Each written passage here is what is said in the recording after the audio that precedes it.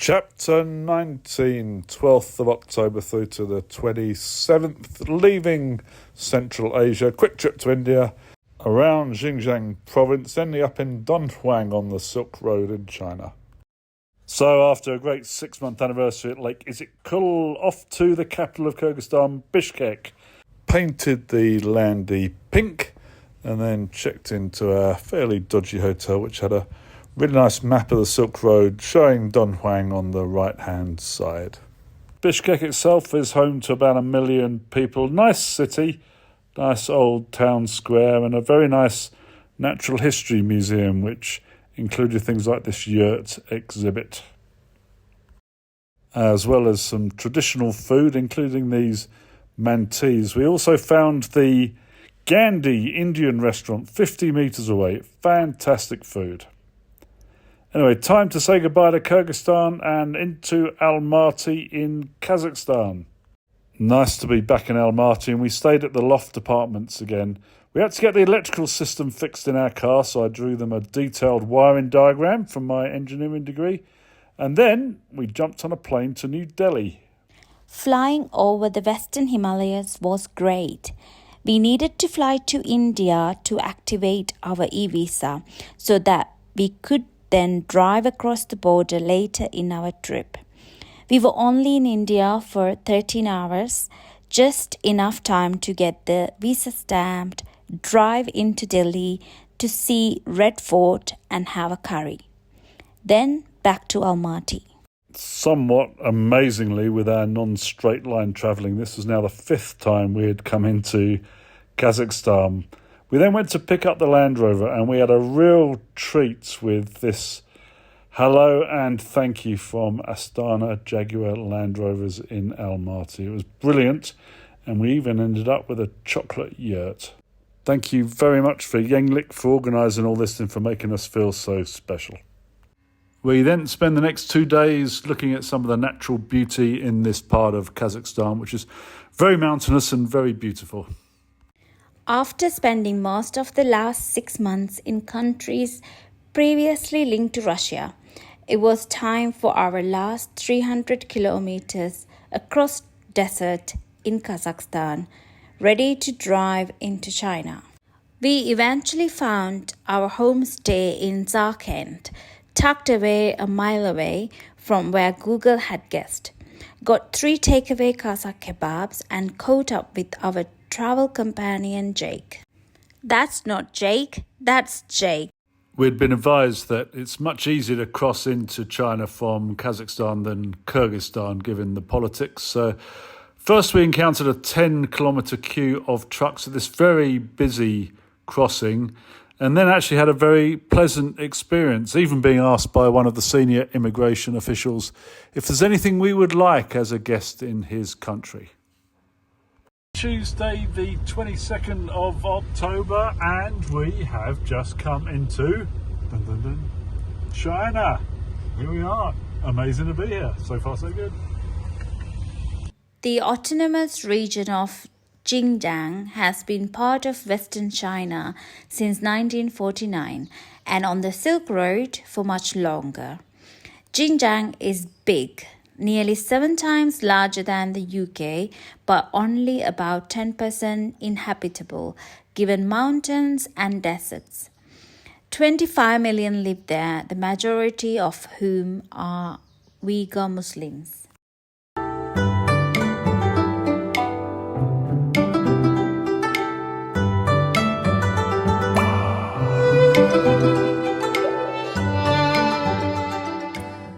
Day 2 was all about getting official permission to leave Kyrgyz and enter China. We already had our guide, which was mandatory. We had to get a Chinese number plate for the vehicle, so that needed testing. We had to get a driving licence, so we went to the police station with this rather lovely dog, and then saw a rather scary video on how to drive safely. And then we also had to get a whole load of apps, because Chinese firewalls mean that you can't use WhatsApp or Instagram or Google Maps, so we had to find the Chinese alternatives. Quite a lot of things to do, but eventually At around about 3 p.m. on day 2, we were given formal permission to drive through to the rest of the country.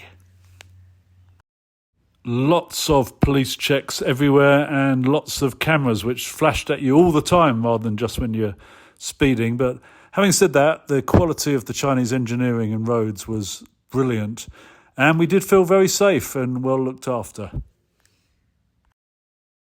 Quite hard driving that night, but we did manage to clock up about 200k and getting to our first destination, Qingge.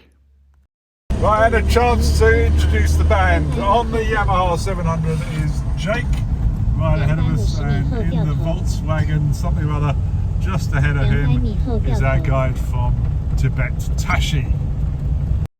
Long old drive to the capital, Urumqi, which has about 3 million people, but we saw lots of cotton being grown on the way, and we absolutely loved all the interest that the Landy and the motorbikes were getting as we passed through. Eventually got to the city and settled in for a lovely hotel and half-price meal at this local Muslim restaurant, partly because we advertised their yoghurt. Managed to get some chicken feet crisps at the end and then had a good night's sleep. Another long drive on day 4 to Hami. Noticeable how much security there was around the petrol stations, actually. But then onto the superhighway, which is a toll road, and fairly dull, unfortunately, scenery as we drove through the desert yet again. Luckily, Tashi helped us order beer and Chinese food, which was becoming a bit of a regular routine, I must admit. Then back to the hotel.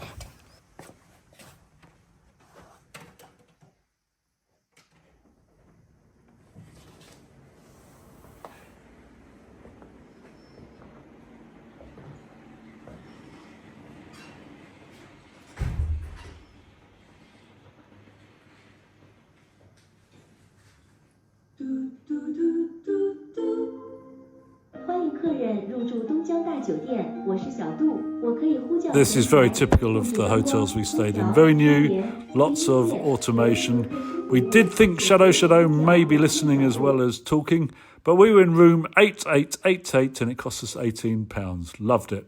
Shishe Shadow.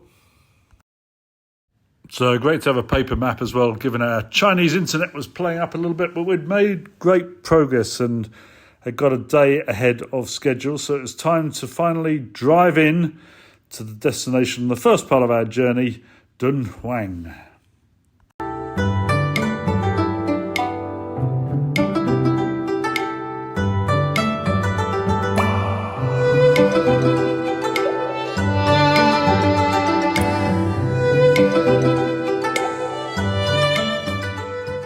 More desert, which is a bit dull, but the camels were terrific, and we're starting to get close to the Gobi Desert now as we came into Dunhuang. Another nice hotel, this time with a round bed, then the night market.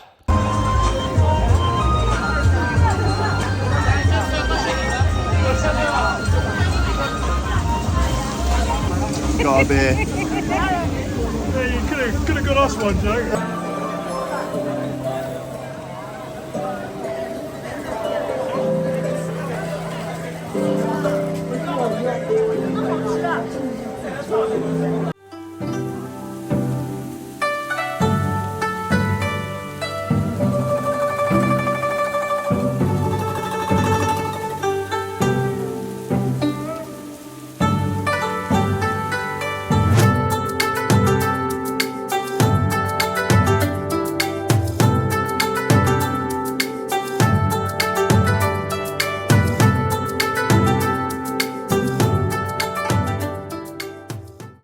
Dunhuang is brilliant. Great food, great people, great atmosphere. Loved it. And then it was camel time the next day in the nearby dunes.